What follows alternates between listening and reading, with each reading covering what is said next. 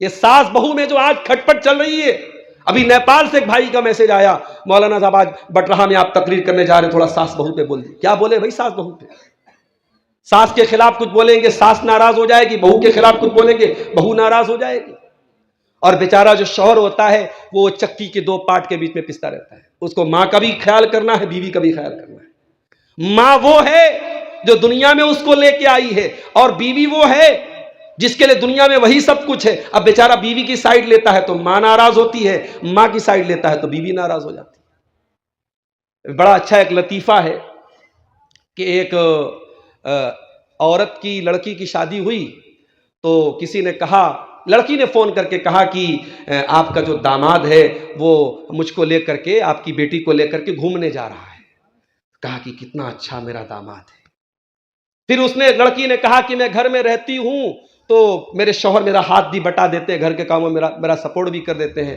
تو ساس نے کہا ہاں ہاں کیا بات ہے, کتنا بہترین داماد ملا ہے, میری بیٹی کی کتنی کیئر کرتا ہے, کتنا دھیان رکھتا ہے. اسی گھر میں بیٹا بھی تھا, اس کی بھی شادی ہو گئی تھی.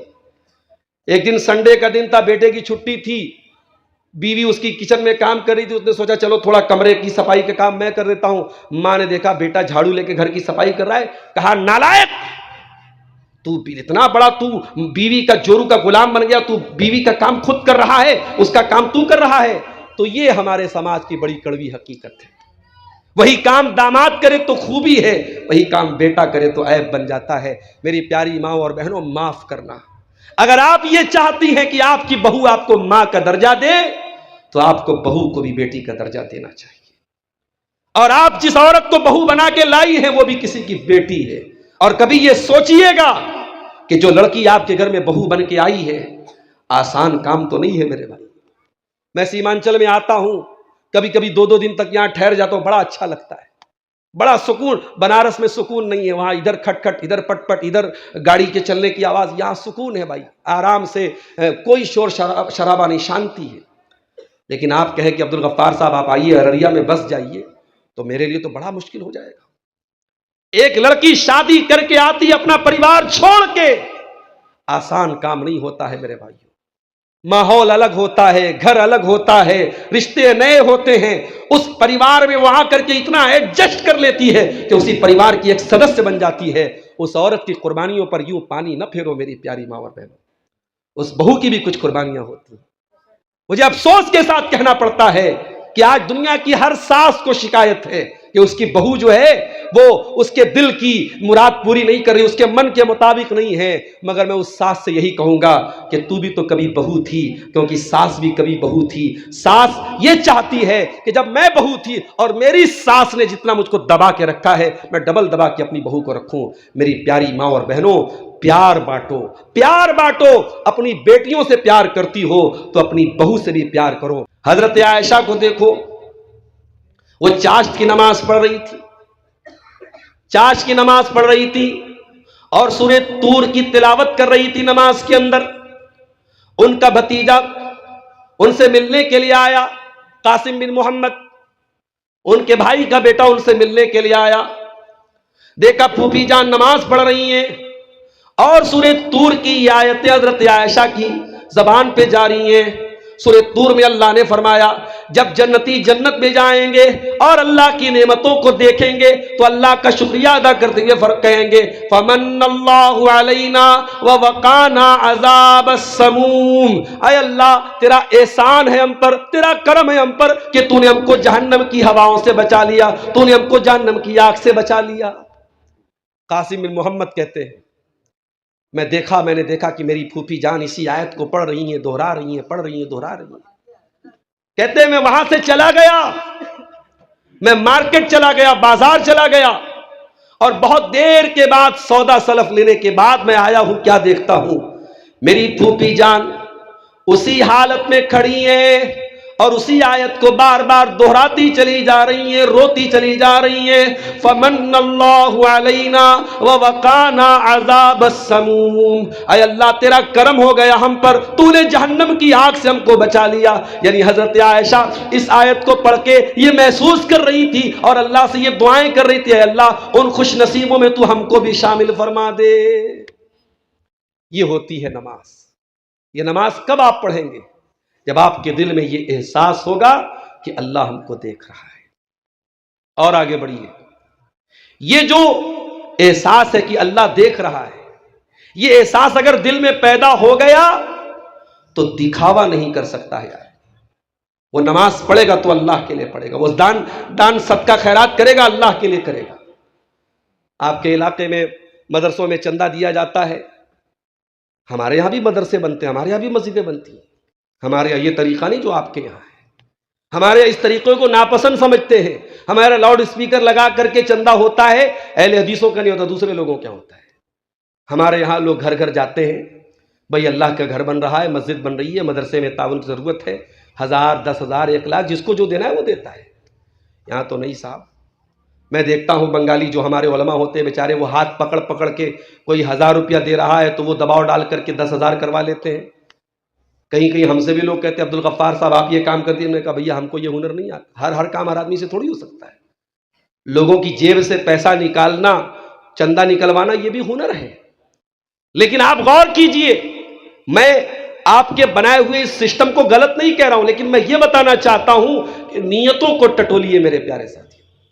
آپ مدرسے میں دان دے رہے ہیں، آپ مسجد میں چندہ دے رہے ہیں، میری پیاری ماں بہنوں آپ اپنی کانوں کی بالیاں اتار کے دے رہی ہیں، ناک کی نثنی اتار کے دے رہی ہیں، نیت کیا ہے آپ کی؟ اگر نیت یہ ہے کہ اللہ راضی ہو جائے، اللہ اس کا بہترین بدلہ دے، تب تو ٹھیک ہے۔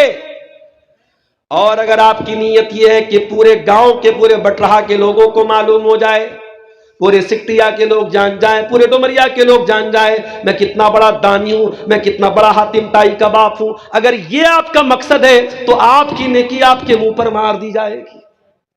قرآن کی بڑی چھوٹی سی سورت ہے، ہم میں سے اکثر لوگوں کو یاد ہوگی، سورہ ماعون، اس میں اللہ فرماتا ہے فَوَيْلٌ لِّلْمُصَلِّينَ الَّذِينَ هُمْ عَنْ صَلَاتِهِمْ سَاهُونَ، بربادی ہو، جہنم ہو، ویل ہو ان نمازیوں کے لیے جو نماز تو پڑھتے ہیں لیکن نماز سے غافل ہوتے ہیں، الَّذِينَ هُمْ يُرَاءُونَ جو دکھاوے کے لیے نماز پڑھتے ہیں، وَيَمْنَعُونَ الْمَاعُونَ اور اللہ کی راہ میں چھوٹی چھوٹی چیزیں بھی دینا پسند نہیں کرتے ہیں۔ دکھاوے کی نماز منہ پر مار دی جائے گی میرے ساتھ۔ جمعہ کا دن، کل جمعہ کی نماز آپ نے پڑھی ہوگی، جمعہ کے دن جب آپ فجر کی نماز مسجد میں پڑھنے جاتے ہیں، امام صاحب سورہ دہر کی تلاوت کرتے ہیں دوسری رکعت میں، سورہ دہر میں یہ آیتیں بھی آپ سنتے ہوں گے، اللہ کے نیک بندے غریبوں کو کھانا کھلاتے ہیں، وَيُطْعِمُونَ الطَّعَامَ عَلَىٰ حُبِّهِ مِسْكِينًا وَيَتِيمًا وَأَسِيرًا، اللہ کے نیک بندے غریبوں کو کھانا کھلاتے ہیں، یتیموں کو کھانا کھلاتے ہیں، قیدیوں کو کھانا کھلاتے ہیں، اور جب کھانا کھلاتے ہیں تو یہ انتظار نہیں کرتے یہ ہمارا شکریہ ادا کر کے جائے گا، دعائیں دے کے جائے گا، یہ ہمیں تھینک یو بولے گا، یہ ہمیں جزاک اللہ خیر بولے گا۔ کہتے اِنَّا لَا نُرِيدُ مِنْكُمْ جَزَاءً وَلَا شُكُورًا، ہم تمہیں اللہ کے لیے کھانا کھلا رہے، ہمیں تم سے کوئی بدلہ نہیں چاہیے، ہمیں تم سے کوئی شکریہ نہیں چاہیے۔ اِنَّا نَخَافُ مِن رَبِّنَا يَوْمًا عَبُوسًا قَمْطَرِيرًا، ہمیں تو قیامت کے دن کا ڈر ہے، ہمیں تو اللہ کے عذاب کا ڈر ہے، ہم اللہ کے عذاب کے ڈر کی وجہ سے اور اللہ کو راضی کرنے کے لیے تم کو یہ کھانا کھلا رہے ہیں۔ تو یہ احساس جب پیدا ہوگا کہ اللہ دیکھ رہا ہے، یہ آپ کی عبادتوں میں اخلاص پیدا کرے گا میرے ساتھ۔ اور یہ بات یاد رکھو، جیسے کھانا بغیر نمک کے کھانا بے ذائقہ ہوتا ہے اور کھانا بے مزہ ہوتا ہے، اسی طریقے سے اگر عبادت میں اخلاص نہیں ہے، وہ عبادت اللہ کی نظر میں بیکار ہے، وہ ہمارے منہ پر مار دی جائے گی۔ اخلاص اگر پیدا کرنا ہے تو یہ احساس پیدا کرو اللہ دیکھ رہا ہے۔ اور آگے بڑھیے، اللہ دیکھ رہا ہے، اگر دل میں یہ خیال ہوگا آپ گناہوں سے آٹومیٹک بچیں گے، آٹومیٹک آپ غلط کاموں سے بچیں گے۔ اللہ کے پیارے نبی صلی اللہ علیہ وسلم فرماتے ہیں قیامت کا دن ہوگا، سورج 1 میل کی دوری پر ہوگا، اللہ کی عذاب کے ڈر سے اور گرمی کی تپش سے لوگ بے حال ہوں گے، اس عالم میں اللہ تعالیٰ اپنے کچھ خوش نصیب بندوں کو اپنے عرش کا سایہ دے گا. سبعۃ یظلھم اللہ فی ظلہ یوم لا ظل الا ظلہ. قیامت کے دن اللہ تعالیٰ 7 ایسے لوگ ہوں گے جن کو سورج کی گرمی نہیں لگے گی، جن کو پسینہ نہیں ہوگا، جن کو ٹھنڈک ملے گی، جن کو اللہ کے عرش کا سایہ ملے گا. ان خوش نصیبوں میں ایک وہ آدمی بھی ہوگا. اللہ کے نبی نے فرمایا وَرَجُلٌ دعته امرأة ذات منصب و جمال، جس کو کوئی خوبصورت عورت، کوئی پیسے والی عورت گناہ کی دعوت دے اور وہ یہ کہہ کے ٹھکرا دے انی اخاف اللہ، میں اللہ سے ڈرتا ہوں. خوبصورت عورت اور بہت پیسے والی عورت گناہوں کی دعوت دے اور ایک نوجوان یہ کہہ کے، آج تو ہمارا نوجوان تلاش کرتا ہے کہ ہمیں کوئی نمبر مل جائے، کوئی ہمیں بات کرنے کا موقع مل جائے. آج بے حیائی اور بے غیرتی کا یہ عالم ہے کہ آج چراغ لے کے ڈھونڈنا پڑتا ہے کہ کون پاک دامن ہے، کون باعفت ہے. میرے پیارے ساتھیوں، جب یہ دل میں احساس پیدا ہوگا اللہ دیکھ رہا ہے تو نوجوان لڑکا بھی اپنی حفاظت کرے گا، نوجوان لڑکی بھی اپنی حفاظت کرے گی. حضرت ربیع ابن خیثم ایک تابعی ہے، بہت نیک آدمی تھے. اتنے نیک آدمی تھے کہ حضرت عمر نے ایک مرتبہ ان سے کہا تھا کہ اگر اللہ کے رسول تمہیں دیکھ لے تو تم سے محبت کرتے. ربیع بن خیثم بہت بڑے تابعی ہیں، اللہ کے نیک بندے ہیں. ایک عورت ان کے پاس آتی ہے اور ان کو کمرے میں لے کے جاتی ہے. حضرت ربیع ابن خیثم جوان ہیں، خوبصورت ہیں، اور وہ عورت ان کے سامنے برہنہ ہو جاتی ہے، اپنے کپڑے اتار دیتی ہے.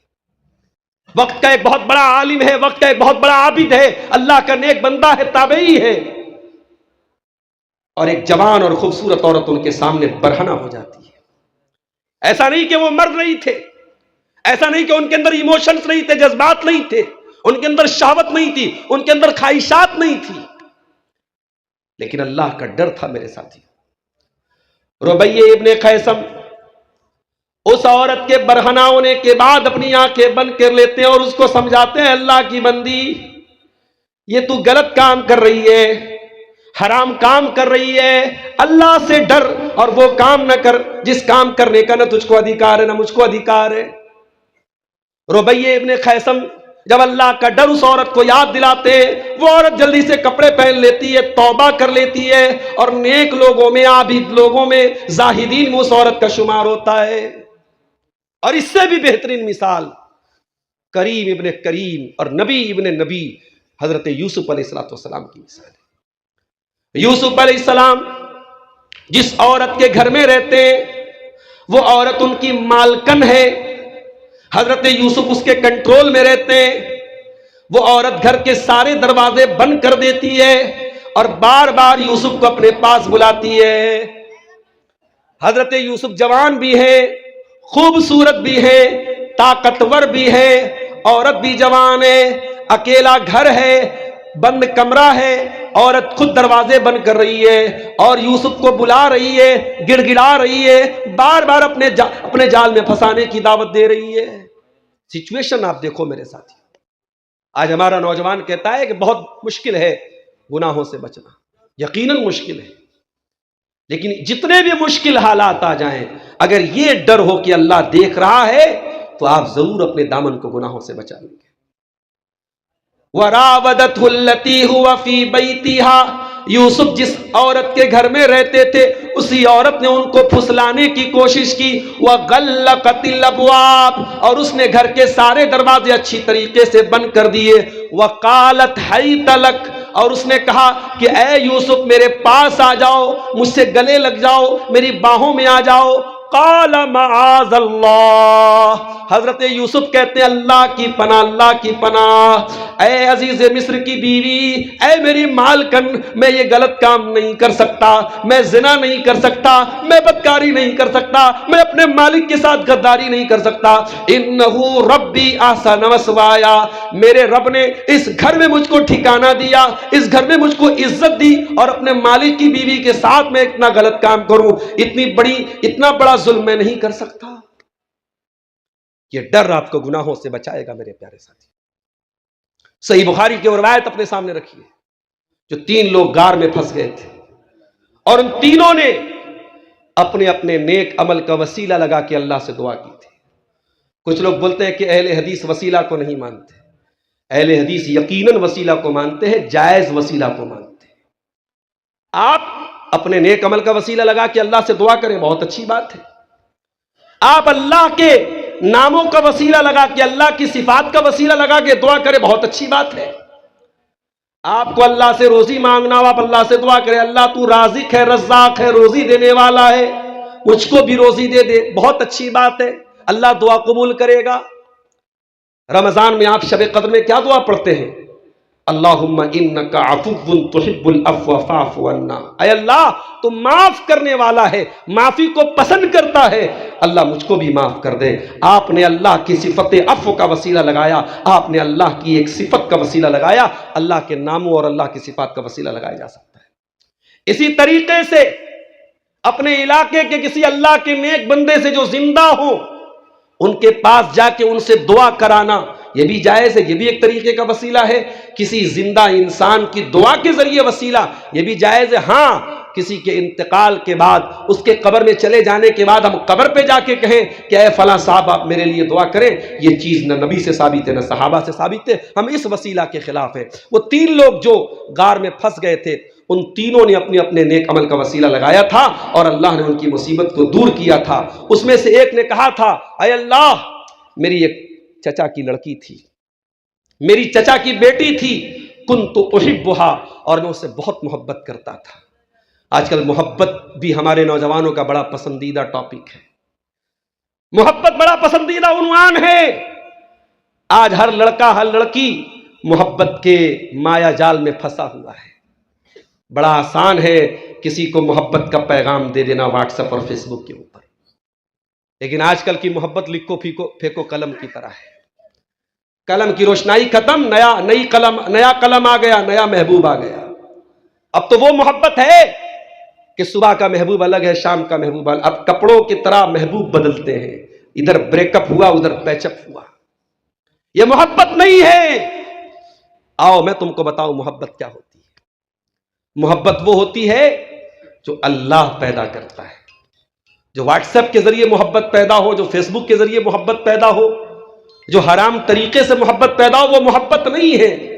محبت وہ ہے جو اللہ پیدا کرتا ہے۔ اور اللہ کون سی محبت پیدا کرتا ہے؟ وَمِنْ آيَاتِهِ أَنْ خَلَقَ لَكُم مِّنْ أَنفُسِكُمْ أَزْوَاجًا لِتَسْكُنُوا إِلَيْهَا، اللہ کی ایک نشانی یہ بھی ہے، اس نے تمہاری بیویوں کو بنایا تاکہ تم ان سے سکون حاصل کرو۔ وَجَعَلَ بَيْنَكُمْ مَوَدَّةً وَرَحْمَةً، اور اللہ نے میاں بیوی کے بیچ میں محبت پیدا کر دی۔ کبھی غور کرنا، ماں باپ زندگی پر اولاد کو پالتے ہیں، بیٹا جوان ہوا، بیٹی جوان ہوئی، شادی کر دی گئی، ماں باپ نے شادی کر دی۔ اور آپ کے اس علاقے میں مجھے کسی نے بتایا بڑی تعداد میں لوگ جے پور میں جا کے کام کرتے ہیں، سلائی کا کام کرتے ہیں، کچھ لوگ جو ہے کچھ اور کام کرتے ہیں، کوئی گجرات میں پینٹ کا کام کرتا ہے۔ اچھی بات ہے، بہت اچھی بات ہے۔ آپ کے یہاں اگر ایک کام کا ایک رواج ہے اور لوگ ایک کام کر رہے، بہت اچھی بات ہے، مگر میں ایک بات کہنا چاہوں گا، سیمانچل کا یہ علاقہ اللہ کا فضل و کرم ہے۔ اب کوئی یہ نہیں کہہ سکتا ہے کہ بہت پچھڑا علاقہ ہے۔ پورنیہ میں ایئرپورٹ بھی شروع ہو گیا، ماشاءاللہ پورا روڈ 4 لین روڈ بن گیا، آپ کے علاقے میں آنا، کنیکٹیویٹی بہت آسان ہو گئی، روزی روٹی کے ذرائع بہت ہو گئے۔ اب اگر آپ اپنے بچوں کو تعلیم سے دور رکھتے ہیں تو آپ گویا کہ اپنے بچوں کو قتل کر رہے ہیں۔ اگر یہ علاقہ آج بھی پہچانا جائے بیکورڈنس سے اور پچھڑے پن سے، اور آپ کے بچے تعلیم سے دور رہے، اور مجھے کسی نے بتایا کہ پورے علاقے میں گنتی کے لوگ آپ کو ملیں گے جنہوں نے تعلیم مکمل کی، ادھر بچہ بڑا ہوا، مدرسے میں درجہ 5 تک پڑھا، عربی کی 2 جماعت تک پڑھا، اس کا بڑا بھائی جے پور میں کام کر رہا ہے، سورت میں کام کر رہا ہے، باپ نے کہا جاؤ تم بھی کام کرو۔ اس مقصد کے لیے آپ بچے پیدا کرتے ہیں۔ کتنے ٹیلنٹڈ بچے ہیں، پڑھائی میں آگے بچے ہیں، آپ اپنی کمائی کے لیے اور چند پیسوں کے لیے مستقبل کا ایک بہترین اور ہونہار ایک آپ کا بچہ پڑھ لکھ کر کے سماج کے لیے کچھ بن سکتا تھا، آپ چند پیسوں کے لیے میرے پیارے ساتھیوں اس بچے کے مستقبل کے ساتھ کھلواڑ مت کیجیے۔ ضروری نہیں ہے کہ آپ پینٹر ہو تو آپ کا بیٹا بھی پینٹر بنے، ضروری نہیں ہے کہ آپ سلائی کا کام کرتے تو آپ کا بیٹا بھی سلائی کا کام کرے. میرے پیارے ساتھیوں، تھوڑا اپنے حوصلوں کو اڑان دیجئے، تھوڑا اپنے جذبوں کو بڑا کیجئے. شوہر باہر کام کرنے جا رہا ہے، نئی شادی ہوئی ہے، 1 مہینے کی شادی ہے. شوہر باہر جا رہا ہے، بیوی اپنے شوہر سے گلے لگ کے رو رہی ہے. اتنا اس لڑکے کی ماں بھی نہیں روئی، اتنا اس کی بہن بھی نہیں روئی، اتنا اس کا باپ بھی نہیں رویا. 1 مہینے کی شادی ہوئی ہے اور جو دلہن ہے، جو بیوی ہے، جو اس کی بیوی ہے، وہ اتنا زیادہ رو رہی ہے. یہ کیوں رو رہی ہے؟ یہ کوئی نقلی آنسو نہیں ہے، یہ کوئی بناوٹیاں، حقیقت میں وہ رو رہی ہے. حقیقت میں اس کو تڑپ ہے اپنے شوہر کے جانے کی. یہ محبت جو شوہر کی بیوی کے دل میں پیدا ہوئی ہے، یہ فیس بک اور انسٹاگرام کی دین نہیں ہے، یہ نکاح کی دین ہے. میرے نوجوانوں، محبت کے مایا جال سے نکلو. شادی کے قابل ہو گئے، شادی کرو، نکاح کرو، اور شادی کر کے محبت کرو، محبت کر کے شادی مت کرو. اس نے کہا، اے اللہ، میری چچا کی لڑکی تھی، میں بہت محبت کرتا تھا، اور محبت کے نام پہ کیا چاہتا تھا؟ اس کو حاصل کرنا چاہتا تھا، اس کے ساتھ اپنی شہوت پوری کرنا چاہتا تھا. ایک مرتبہ گاؤں میں قحط سالی کا دور آیا، سوکھے کا دور آیا. لوگ اناج کے دانے دانے کو ترسنے لگے. چچا کی لڑکی میرے پاس آئی. اس نے کہا، اے میرے چچا کے بیٹے، بڑی پریشانی کا دور ہے. 100 درہم، اور بعض روایتوں میں 100 دینار کا بھی لفظ آیا ہے. کہا کہ 100 درہم کے ذریعے تو میری مدد کر دے، گھر میں اناج کے دانے کے لیے لوگ ترس رہے ہیں. اے اللہ، اس لڑکی کی مجبوری کا فائدہ اٹھانے کا خیال میرے دل میں آیا. میں نے کہا، میں 100 درہم تجھ کو ضرور دوں گا، لیکن میری برسوں کی منوکامنا تجھ کو پوری کرنی پڑے گی. تجھ کو میرے ساتھ غلط کام کرنا پڑے گا، میری شہوت کو پوری کرنی پڑے گی. وہ لڑکی مجبور تھی، حالات کے تحت مجبور ہو کر کے میری ڈیمانڈ وہ مان گئی، میرے آفر کو اس نے قبول کر لیا. اور اے اللہ، قریب تھا کہ میں اس کے ساتھ غلط کام کر لوں. عین موقع پر جب میں اپنی منوکامنا پوری کرنے والا تھا، جب میں اپنے دل کی حسرت پوری کرنے والا تھا، عین موقع پر اس لڑکی کی زبان سے یہ جملہ نکلا، اتق اللہ، اللہ سے ڈر، ولا تفض الخاتم الا بحقہ، اور وہ کام نہ کر جس کام کی تجھے اللہ نے اجازت نہیں دی ہے، جس کا تجھ کو ادھیکار نہیں دیا ہے. اے اللہ، جب تیرا نام اس کی زبان سے نکلا ہے، پروردگار، تیرا ڈر میرے دل میں پیدا ہوا، اور میں فوراً اپنے اس غلط کام سے، اس ارادے سے میں باز آ گیا. میں نے وہ درہم بھی اس کو دے دیے، میں نے اس کی مدد بھی کر دی، اور میں نے اس غلط کام سے توبہ کر لی. اے اللہ، اگر سچے دل سے تیری رضا کے لیے میں نے یہ کام کیا ہے تو تو آج ہماری اس مصیبت کو دور کر دے. یہ احساس اگر آپ کے اندر ہے کہ اللہ دیکھ رہا ہے، یہ احساس آپ کو زنا سے بھی بچائے گا. میرے پیارے ساتھیوں، آج ہمارا نوجوان نشے کی لت میں مبتلا ہے. ابھی کل کٹیہار کے علاقے میں تھا، لوگوں نے بتایا آج کل کوئی نشہ ہے جس کو اسمیک بولتے ہیں، کوئی پاؤڈر کا نشہ ہے. آج ہمارا نوجوان وہ نشہ کر رہا ہے. اور وہ نشہ کیا ہے؟ وہ نشہ ایسا ہے کہ جس کو عادت لگ گئی، وہ ہر حال میں اس کو وہ پاؤڈر چاہیے، کسی بھی قیمت پر چاہیے. اپنی بہن بیٹی کو بیچنا پڑے تو بیچ دے گا، اپنا گھر گروی رکھنا پڑے گھر گروی رکھ دے گا. ہر حال میں اس کو اپنے نشے کا وہ کام پورا کرنا ہے. کیوں کرتے ہو نشہ؟ کہتا ہے سکون کے لیے. ارے ایسا سکون، ایسے من کا سکھ، ایسی من کی شانتی جو تیرے شریر کو برباد کر دے، جو تجھے باپ بننے کے قابل نہ چھوڑے، شوہر بننے کے قابل نہ چھوڑے، تیری بیوی سے تجھ کو دور کر دے، تیری ماں سے تجھ کو دور کر دے، تیرے بچوں سے تجھ کو دور کر دے، تیرے شریر کو برباد کر دے. میرے نوجوانوں، اس طریقے کی تمام چیزیں تم کو سکون نہیں دے سکتی ہیں. تم کو سکون نہ نشہ کے اندر ملے گا، نہ شراب میں ملے گا، نہ اسمیک میں ملے گا، نہ گٹکے میں ملے گا، نہ شراب میں ملے گا. تم کو سکون اگر چاہیے، آؤ، اللہ فرماتا ہے، الا بذکر اللہ تطمئن القلوب. اے میرے بندو، اللہ کو یاد کرو، اللہ کا ذکر کرو، تمہارے دلوں کو سکون ملے گا. اے سکون کی تلاش میں نشہ کرنے والے نوجوان، اے سکون کی تلاش میں حرام ریلیشن شپ بنانے والے نوجوان، اے سکون کی تلاش میں شراب کا جام لٹانے والے نوجوان، آ جا، وضو کر لے، اللہ کے سامنے سجدہ کر لے، اور پھر دیکھ تیرے بدن سے ٹینشن کا بوجھ کیسے اترتا ہے، تیرے دل کو سکون کیسے ملتا ہے، تیرے مائنڈ کو پیس کیسے ملتا ہے. تو اللہ کے سامنے جھک تو صحیح. تو کہاں سکون تلاش کر رہا ہے؟ تجھے شراب میں سکون نہیں ملے گا، تجھے زنا میں سکون نہیں ملے گا۔ یہ احساس پیدا کر کے اللہ دیکھ رہا ہے، اور یاد رکھو یہ احساس اگر پیدا ہو گیا کہ اللہ دیکھ رہا ہے تو دنیا میں بھی آپ غلط کام سے بچیں گے اور آخرت میں بھی اللہ جنت دے گا۔ ان الذین یخشون ربہم بالغیب، جو لوگ اللہ سے ڈرتے ہیں غائبانہ طور پر، بغیر دیکھے اللہ سے ڈرتے ہیں، اللہ کو دیکھا نہیں، جنت کو دیکھا نہیں، جہنم کو دیکھا نہیں، قبر کا عذاب دیکھا نہیں، لیکن اللہ سے ڈرتے ہیں۔ ان الذین یخشون ربہم بالغیب، جو بغیر دیکھے اللہ سے ڈرتے ہیں، لہم مغفرۃ، ان کے گناہوں کو اللہ معاف کر دے گا، واجر کبیر، ان کو بہت بڑا ثواب ملے گا، جنت بھی ملے گی آپ کو۔ اور ایک بات بتاؤں، اللہ کی رحمت کا اندازہ لگانا ہے۔ آپ کوئی گناہ کرتے ہیں، اگر آپ نے گناہ کا ارادہ کیا لیکن گناہ نہیں کیا، آپ کو کوئی سزا نہیں ملے گی، کوئی آپ کے نامہ اعمال میں کوئی گناہ نہیں لکھا جائے گا۔ اگر آپ نے نیکی کا پکا ارادہ کیا،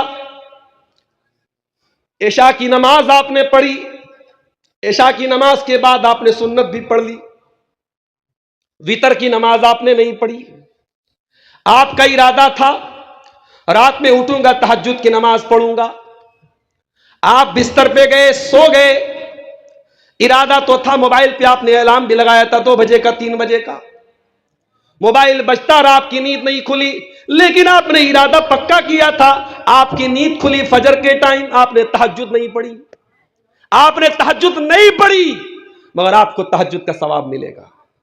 یہ اللہ کی رحمت ہے۔ آپ اگر نیکی کا پکا ارادہ کر لیں اور نیکی نہ کر پائیں تب بھی ایک ثواب آپ کو ملے گا، اور اگر نیکی کر لیں گے تو 10 گنا ثواب ملے گا۔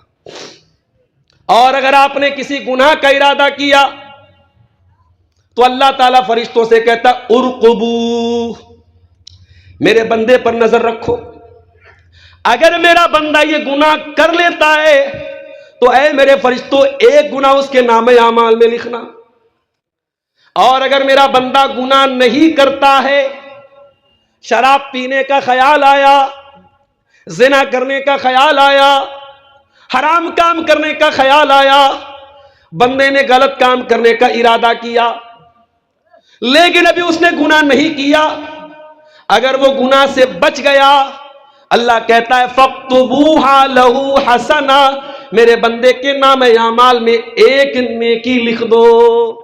اے اللہ، اس نے تو کوئی نیکی نہیں کی، وہ تو شراب پینے جا رہا تھا، وہ تو زنا کرنے جا رہا تھا، وہ تو حرام کام کرنے جا رہا تھا، لیکن جب گناہ کا ارادہ کر کے اس نے گناہ کو چھوڑ دیا، اللہ کہتا لکھ لو، ایک نیکی لکھ لو، فَإِنَّهُ تَرَكَهَا مِن جَرَّايَا، اس لیے کہ بندے نے اگر اس گناہ کو چھوڑا ہے تو میرے ڈر سے چھوڑا ہے، اگر میرے خوف سے اور میرے ڈر سے میرے بچے نعوذ باللہ میرے بندے نے اگر زنا سے بچ گیا، شراب سے بچ گیا، تو میرا بندہ ایک نیکی کا حقدار ہے، میرے فرشتوں میرے بندے کے نام اعمال میں ایک نیکی لکھ دو۔ یہ اللہ کی رحمت ہے میرے ساتھی۔